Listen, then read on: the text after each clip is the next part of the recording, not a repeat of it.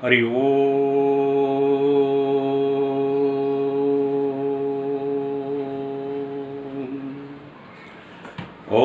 गुरुर्ब्रह्मा गुरुर्विष्णु गुरुर्देव महेश्वरा गुरु साक्षात् परब्रह्म तस्मै श्री गुरुवे नमः।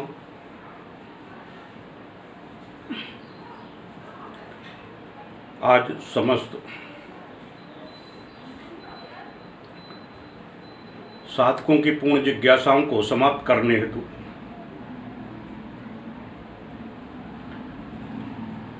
और एक विशेष तत्व को लेकर आपके सामने उद्गत हूँ। वह तत्व अत्यंत ही संवेदनशील और गूढ़ रहस्यों से परिपूरित है, जिसको जानते तो सभी हैं, परंतु उसके गूढ़ रहस्य चिंतन को और उसकी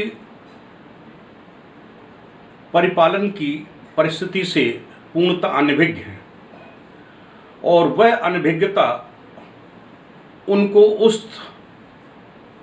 चीज को ग्रहण करने से वंचित करती है जो उन्हें प्राप्त होना चाहिए। यह बहुत ही एक दुखदायी स्थिति कहिए या चिंतनात्मक व्यवस्था कहिए या अज्ञानता कहिए या किसी प्रकार से आप हम शब्दों का प्रयोग कर सकते हैं कि मानव प्राणी अपने माता पिता के सहचर के उपरांत एक शरीर निर्मित होता है। उस शरीर में जो आत्मा निवास करने के लिए आदेशित की जाती है, वह आत्मा यदि पुण्यात्मा है और धर्मात्मा है और अपने जीवन को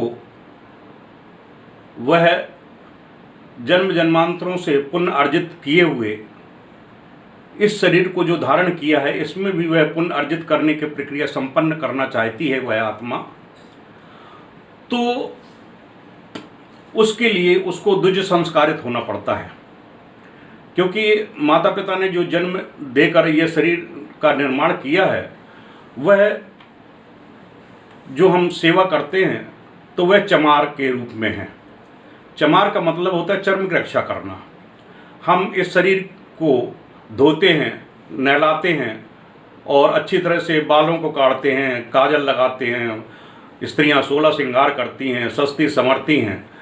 तो यह जो चमड़े का शरीर है, इसकी पूर्ण रक्षा सुरक्षा करते हैं। आत्मा जो इसमें निहित है, उससे वो बहुत परे रहते हैं। और आपको मालूम है कि यह शरीर नाशवान है, हमेशा चिरंजीवता को लिए हुए नहीं रहता है। जैसे जैसे बालकपन से यौवनावस्था आती है, मदमस्त व्यवस्था हो जाती है, और जैसे यौवन अवस्था आती है, यौवन अवस्था के बाद में वह अपने यौवन के मदमस्त में, चाहे स्त्री हो चाहे पुरुष हो, वह दुनिया को कुछ नहीं समझते हैं। इसके बाद वृद्धावस्था आती है। वृद्धावस्था में किए हुए कर्मों का फल भोगने के लिए तत्पर हो जाते हैं। अच्छे कर्म किए हैं तो अच्छा, बुरा किए हैं तो बुरा, जैसे कर्म किए हैं उसके अनुसार से वह फल भोगने के लिए तत्पर हो जाता है। यह तो एक व्यवस्था हुई। अब दूसरी व्यवस्था यह है कि इस शरीर में जो आत्मा धारित हुई है, आत्मा ने जो शरीर धारण किया है, वह यदि पुण्यात्मा है, धर्मात्मा है, अध्यात्म पथ को जन्म जन्मांतर से अंगीभूत करके और पुण्य अर्जित करते हुए उत्तरोत्तर वृद्धि करते हुए पूर्णत्व की ओर अग्रसर है, तो वह इस जन्म में भी अग्रसर होने के लिए तत्पर होती है। और वह अंदर से बेचैन, विवल, परेशान होती है कि मुझे कोई उचित गुरु प्राप्त हो जाए, उचित मार्गदर्शक प्राप्त हो जाए, जिससे कि मैं उनके सानिध्य में इस शरीर को ले जाकर उस मार्ग को प्रशस्त कर सकूं, उस मार्ग को अपना सकूं, उस मार्ग पर चलकर इस आत्मा को पूर्णत्व की ओर ले जाके पूर्ण प्रदान कर सकूं। तो उस जहां जन्म लिया है वहां के संस्कार, जन्म जन्मांतर के संस्कार और भौतिक परिवेश के जो आक्षेपित संस्कार हैं, उन संस्कारों को लेते हुए आत्मा गुरु की प्राप्ति के लिए तत्पर होती है। यदि उसके भाग्य में है तो उसको पूर्ण सक्षम गुरु यथासंभव प्राप्त हो जाता है, क्योंकि जो पूर्व जन्म का गुरु होता है वह इस जन्म में भी अपने शिष्यों पर तटस्थ निगाह रखते हुए उसको उत्तरोत्तर वृद्धि देने के लिए तत्पर रहता है और उसको अपनी ओर आकर्षित करता है, अपनी ओर खींचता है और उसे द्विज संस्कारित करते हुए साधना पथ पर अग्रसर होने के लिए प्रेरित करता है। तो जब उसकी जो अंतस्थ चेतना है, अंतस्थ वेदना है, अंतस्थ जो ललक है गुरु को प्राप्त करने के लिए, यदि वो सक्षम गुरु प्राप्त हो जाता है और सक्षम गुरु को प्राप्त कर कर वह उससे दीक्षा संस्कार लेने की क्रिया करता है, तो जन्म जन्मांतर में भी ये दोष आ जाते हैं, इस जन्म में भी दोष आ जाते हैं कि उनको यह नहीं मालूम कि दीक्षा का मतलब क्या होता है, दीक्षा क्या होती है, दीक्षा किस प्रकार से ग्रहण करनी चाहिए, दीक्षा का अर्थ क्या है। दीक्षा का अर्थ होता है कि द्विज संस्कारित। द्विज संस्कारित मतलब एक तो ये भौतिक शरीर है जिसमें कि आत्मा ने यह शरीर धारण किया है। जब इस आत्मा को दोबारा जन्म लेने की प्रक्रिया होती है, यानी शरीर को धारण करने के बावजूद भी वह इस शरीर को दूसरा जन्म प्रदान करती है जो इस शरीर को गुरु चरणों में अर्पित होता है, और वह आत्मा इस शरीर को ले जाकर गुरु चरणों में अर्पित करती है और गुरु के सानिध्य में रहकर आत्मा वह कार्य कराने के लिए तत्पर होती है उस शरीर से कि उसको पूर्णत्व को प्राप्ति हो। वह ऐसे रास्ते को प्रशस्त करती है, वैसे साधना सिद्धियों को प्रशस्त करती है जिससे उसको साधना सिद्धि में सफलता प्राप्त हो और पूर्णत्व को प्राप्त हो।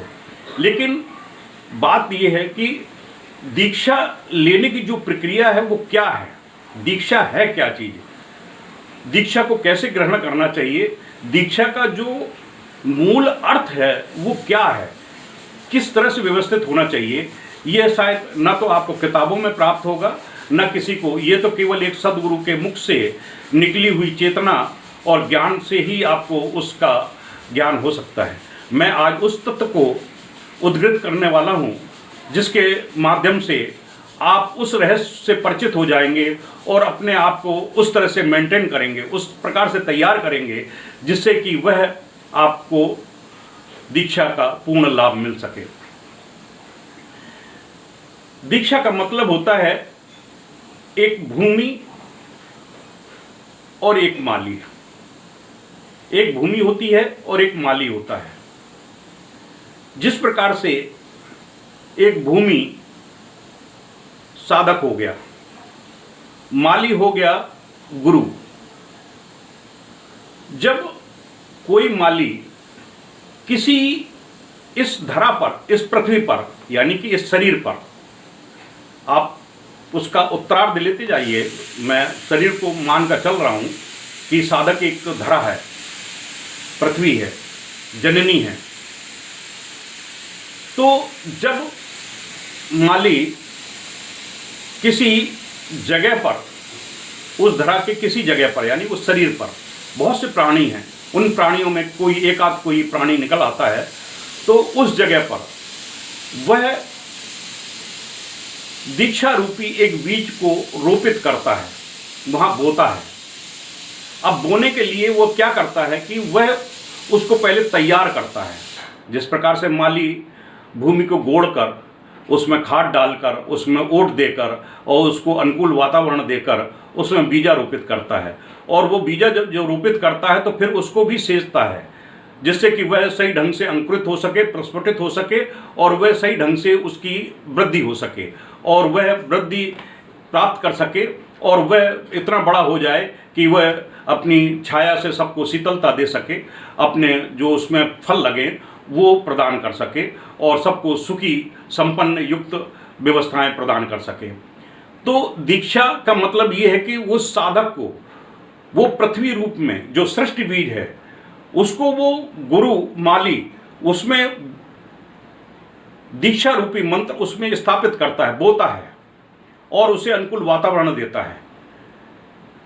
अगर वो उसमें एक्सेप्टेबल नहीं है, भूमि में कहीं दोष है, ऊसर है, तो ऊसर भूमि में बीज बोने से कोई फायदा नहीं होता है, उसमें बीज अंकुरित नहीं होता है, ना होता है। बंजर भूमि में बीज बोने से कोई फायदा नहीं होता है। जो आदमी क्रोधी है, कामी है, लालची है, ऐश्य और अधर्मयुक्त कार्य करने में तत्पर है, वह बंजर भूमि की तरह है। ऐसे व्यक्ति से गुरु हमेशा दूर रहते हैं। जो धर्मयुक्त कार्य करने वाले हैं, श्रद्धावान हैं, आस्थावान हैं, क्षमा युक्त हैं, धैर्यवान हैं और काम क्रोध मोह से रहित हैं, उनमें दया, ममता, स्नेह, करुणा, क्षमा का परिवेश है, ऐसे साधक को गुरु परख लेता है। जब परख लेता है तब उसे दीक्षा संस्कारित करता है। तो एक तो मैंने माली की प्रक्रिया बताई कि किस तरह से बीजारोपित होकर वह माली पूर्ण वृक्ष को तैयार करता है। ठीक इसी प्रकार से दूसरा भी उदाहरण है कि गुरु शिष्य का नाता आत्मा से आत्मा जुड़ा हुआ होता है और आत्मा ही, जब दोनों आत्मा से आत्मा मिल जाती है तो परमात्मा का स्वरूप बन जाता है, वो परमात्मा तक पहुंच जाता है। क्योंकि गुरु परमात्मा से मिला हुआ होता है और वह छोटी सी एक बिंदु के रूप में जो आत्मा है उसको ग्रहण करके और उसको ले जाकर परमात्मा से उसका मिलान कर देती है, मिल जाता है और उस पूर्णत्व को प्राप्त हो जाती है। इसके लिए आस्था, श्रद्धा, विश्वास, समर्पण की पूर्ण आवश्यकता होती है। पूर्ण बुद्धि विवेक अपने आप को शुद्ध रूप में ले जाकर तत्पर होता है, तभी वह पूर्णता प्राप्त होती है। अब मैं दूसरा उदाहरण प्रस्तुत करता हूँ जो बिल्कुल सटीक प्रमाणिक है, सभी के साथ में है। गुरु और शिष्य का नाता। गुरु शिष्य का नाता ठीक पति पत्नी की तरह होता है। जिस तरह से एक अनजान घर में एक कन्या का जन्म होता है, वह बड़ी होती है, यौवनावस्था में पहुंचती है और जब यौवनावस्था में होती है तो उसे एक पति की आवश्यकता होती है। तो उनके माता पिता एक योग्य पुरुष का चयन करते हैं और उसको विवाह करते हैं। उसका कोई उससे लेना देना नहीं होता है, ना उसे जानती है, ना पहचानती है, ना कुछ करती है, लेकिन उसे केवल इतना मालूम है कि एक पति नाम का एक कोई व्यक्तित्व है, वो मेरे जीवन में आएगा और मुझे संभालते हुए मेरे जीवन यापन के क्रिया को पूर्ण करेगा जाके, पूर्ण समर्पण भाव से। तो गुरु शिष्य का जो नाता होता है तो वह समर्पण का होता है। ठीक उसी तरह से वह जो दूसरे घर में पली पुसी बेटी है, वह विवाह करके द्विज पाणी संस्कार लेकर, यानी कि जब वो माता पिता अपनी पुत्री का दान कर देते हैं, पाणी ग्रहण संस्कार कर देते हैं, दान कर देते हैं और उसको उस युवक को प्रदान कर देते हैं, तो युवक का कर्तव्य होता है कि उसकी रक्षा, सुरक्षा और उसकी देखभाल, उसका जो व्यवस्था है पूर्ण रूप से करे। तो ये तो उसका कर्तव्य हो गया। ठीक दूसरी तरफ भी कर्तव्य होता है कि वह पूर्ण आस्था, निष्ठा, पूर्ण समर्पण और प्रत्येक आज्ञा का पालन करते हुए वह अपने पति पर पूर्ण समर्पित होते हुए अपने जीवन यापन के लिए व्यवस्थित होती है। यदि किसी प्रकार से कहीं भी अगर दरार सी होती है तो वह पूर्णत्व तो नहीं प्राप्त होता है और वह सुखमय स्थिति प्राप्त नहीं होती है। इसी प्रकार से जब गुरु शिष्य को ग्रहण करता है तो यदि कोई दरार में स्थिति आ गई, समर्पण में कोई कमी आ गई, तो वह जो देना चाहता है वह नहीं दे पाता है। क्यों? वह देने के लिए तो तत्पर है, लेकिन ग्रहता की वह स्थिति नहीं है कि वह चीज को ग्रहण कर सके। इसी प्रकार से देखा होगा आपने कि कई स्त्रियां होती हैं, अपनी मनमानी करने वाली होती हैं, वह पति की आज्ञा का पालन भी नहीं करती हैं, पति पर पूर्ण समर्पित भी नहीं होती हैं और परिवार उनका पूर्ण कलहमय युक्त बना रहता है। क्यों? वह अपने आप को पूर्ण समर्पित नहीं करती है। हो सकता है कई ऐसे भी होते हैं कि पुरुष भी होते हैं, वह किसी दूसरे पर आसक्त हो जाए, कहीं हो जाए, कहीं उनका मन लग जाए, कहीं दारू पीने लग जाए, कहीं अय्यासी करने लग जाए, कहीं गलत कामों में, अधर्मयुक्त कार्यों में लिप्त हो जाएं। तो ऐसी स्थिति में भी ग्रह जो है वो कलह युक्त स्थिति पैदा हो जाती है। क्यों? क्योंकि पत्नी का तो पूर्ण समर्पण है, लेकिन पति अधर्म युक्त कार्य करने के लिए संलग्न हो गया, वह दारू पीने लगा, वह अय्याशी करने लगा, वह चोरी उचक्का काम करने लगा, ऐसे कार्य करने लगा जिससे समाज में उसे पूर्ण यानी कि हे दृष्टि से देखा जाने लगा। अब ऐसी हे दृष्टि से जब स्थिति बन जाती है तो पत्नी भी अपने पति को हे दृष्टि से देखना स्वीकार कर लेती है और उसके प्रति पूर्ण समर्पण भाव नहीं रहता है और गृह भी कलहयुक्त हो जाता है। ठीक उसी प्रकार से यदि शिष्य कोई अधर्मयुक्त कार्य करने के लिए तत्पर हो जाता है, जब अधर्मयुक्त कार्य करने के लिए तत्पर हो जाता है, वह पूर्ण आस्था, श्रद्धा, विश्वास, समर्पण के साथ में गुरु में समर्पित होकर उनकी आज्ञा का पालन न करते हुए अपने मन मर्जी से काम करने के लिए तत्पर हो जाता है, तो गुरु अपनी शक्ति को खींच लेता है, अपने विचारों को खींच लेता है, अपने शक्ति को खींच लेता है और उसे स्वतंत्र विचारों में घूमने के लिए तत्पर कर देता है कि तुम्हारी मर्जी है, जैसा तुम करो, जैसा करोगे वैसा भोगोगे। ठीक वही प्रक्रिया गृहस्थ जीवन में भी जैसे लागू होती है। जब स्थितियाँ बहुत ज़्यादा बढ़ जाती हैं तो तलाक की स्थिति पहुँच जाती है, तलाक की स्थिति हो जाती है, ठीक है तुम अपना जीवन जियो, मैं अपना जीवन जी रहा हूँ, तो वह स्थितियाँ पैदा हो जाती हैं, तो वही शिष्य में हो जाती हैं। तो मैं केवल अन्य व्यवस्थाओं में एक उदाहरण प्रस्तुत कर रहा था जो समाज की दृष्टि से उपयुक्त है। तो जब शिष्य गुरु में समर्पित होता है तभी वह कोई चीज़ प्राप्त कर सकता है, सुख में स्थिति प्राप्त कर सकता है, साधना में सिद्धिदायक स्थिति प्राप्त कर सकता है। यदि वह गुरु में छोटे छोटे रूप में, लघु लघु रूप में समर्पित होगा, सोच सोच कर समर्पित होगा, जरा जरा सब बातों में समर्पित होगा, तो कहाँ से हो जाएगा? क्योंकि गुरु को प्राप्त करना यदि जीवन में गर्दन को काट कर भूमि पर डाल दें और गुरु प्राप्त हो जाए तब भी समझे कि बहुत ही कम स्थिति पैदा हुई है। गुरु साधारणतः उच्च कोटि का सभी को मिलना बहुत असंभव है।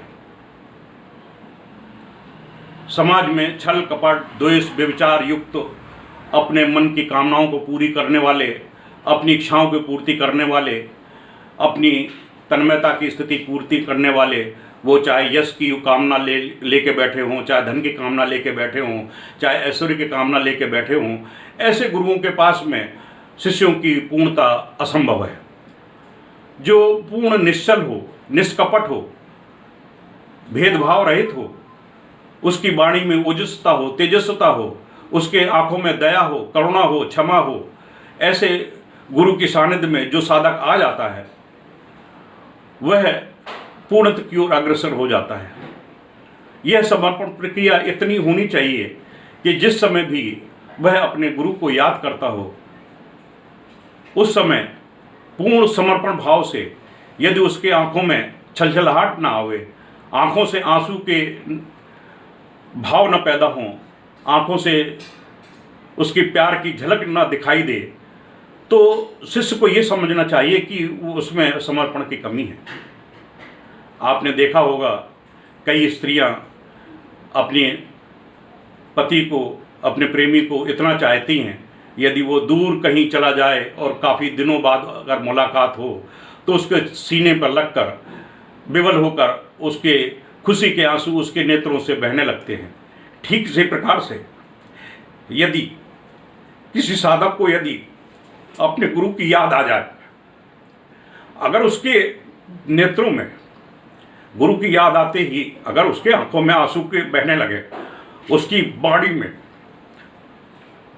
वह प्यार का झलक, वह स्थिति पैदा हो जाए, तो ऐसी स्थिति में न तो गुरु अपने आप को रोक पाता है, न शिष्य रोक पाता है। यह एक समर्पण की स्थिति होती है। ऐसी समर्पण की स्थिति जब किसी शिष्य में पैदा हो जाती है तो न तो उससे कोई साधना रोक पाती है, न कोई सिद्धि रोक पाती है, न कोई उसके सामने ब्रह्मांड की कोई शक्ति उसे रोकने में सक्षम होती है। क्योंकि गुरु के चरणों में ब्रह्मांड की सभी शक्तियां निहित होती हैं। सारे ब्रह्मांड के सारे देवी देवता गुरु के सामने हाथ जोड़े खड़े रहते हैं उनकी आज्ञा पालन करने के लिए तत्पर होते हैं। जब ऐसे महान गुरु के सामने सारे देवी देवता, इस ब्रह्मांड की पूरी शक्ति उनके सामने हाथ जोड़े खड़ी है, ऐसे गुरु का सानिध्य मिल जाता है किसी भी साधक को, तो उसको अपने आप को परम सौभाग्यशाली समझना चाहिए। और वह परम सौभाग्यशाली साधक जिसके सामने गुरु तो गुरु ही है, शिष्य के सामने भी सारे देवी देवता उसी प्रकार से तत्पर होते हैं कि ये स्वामी निखिलेश्वरानंद का शिष्य है। जितने वह उच्च कोट के पूजनीय हैं, सिद्धाश्रम में जब जहाँ पर देवताओं का भी प्रवेश वर्जित है, जहाँ सिद्ध साधक योगी तपस्वी रह रहे हैं, वहाँ पर देवताओं का प्रवेश वर्जित है। अब आप ये अंदाज लगाइए कि जहाँ देवी देवताओं का प्रवेश वर्जित है, जहाँ उच्च कोटि के साधक रह रहे हैं सिद्धाश्रम में जाकर, ऐसे सिद्धाश्रम से संस्कृत यदि कोई गुरु प्राप्त हो जाता है, ऐसे गुरु का सानिध्य प्राप्त हो जाता है, तो अब आप अंदाज लगा सकते हैं कि वैसे सत्य की क्या स्थिति पैदा होगी। तो मैं आज दीक्षा का वो महत्व समझा रहा था कि दीक्षा का अर्थ क्या होता है। दीक्षा मात्र शब्दों से नहीं आंका जाती है, दीक्षा होती है समर्पण। जब रोम रोम से अपने आप को समर्पित कर दिया जाता है, कुछ आधार ना हो, कुछ व्यवस्थित ना हो, ऐसी स्थिति में जब साधक अपने आप को पूर्ण समर्पित करके और गुरु में लीन होकर दीक्षा ग्रहण करता है, तो साधना सिद्धियां पूर्णत्व उससे वंचित नहीं रह जाता है, उसे पूर्णता अवश्य प्राप्त होती है। और वह एक सिद्धिदायक पुरुष होकर समाज में छल कपट द्वेष व्यभिचार से रहित होकर अपने सौम्य जीवन को जीने के लिए व्यवस्थित हो जाता है। और वह समाज में रहते हुए भी, समाज में रहते हुए निष्प्रय विदेह युक्त अपना जीवन जीते हुए पूर्णत्व को प्राप्त कर अपने आप को पूर्णत्व की ओर ले जाता है। उसका सानिध्य जो ग्रहण करता है उसे भी वह चीज़ प्राप्त हो जाती है, क्योंकि आग से आग जलती है, अगर ज्योति से ज्योति जल गई तो उसमें भी वही प्रकाश होता है जो पहले जल रही ज्योति में होता है। तो यह दीक्षा का एक विशेष महत्व है जो ना आपको किताबों में मिलेगा, ना आपको कहीं किसी के माध्यम से मिलेगा। यह तो एक परम आत्मीय ज्ञान है जो केवल आत्मा से उत्पन्न होता है और आत्मा तक जाता है। जिसकी आत्मा खुली हुई है उस पर इसका प्रभाव पड़ेगा, जिसकी आत्मा खुली नहीं है उस पर आवरण फैला हुआ है, और वह जिस प्रकार से दर्पण में धूल जम जाती है उससे अपना चेहरा साफ नहीं दिखाई देता है, इसी प्रकार से जिन मानव जाति की, जिन मानवों में वह उनकी आत्मा मैली हो चुकी है, उनको साफ नहीं दिखाई देगा, उनको ये गुरु के वचन जो है वो सही नहीं लगेंगे। इसलिए अपनी आत्मा को धोइए, अपनी आत्मा को साफ करिए और फिर अपने दर्पण, आत्मा रूपी दर्पण में अपने आप को देखने की चेष्टा करिए, आपको अवश्य पूर्णता प्राप्त होगी।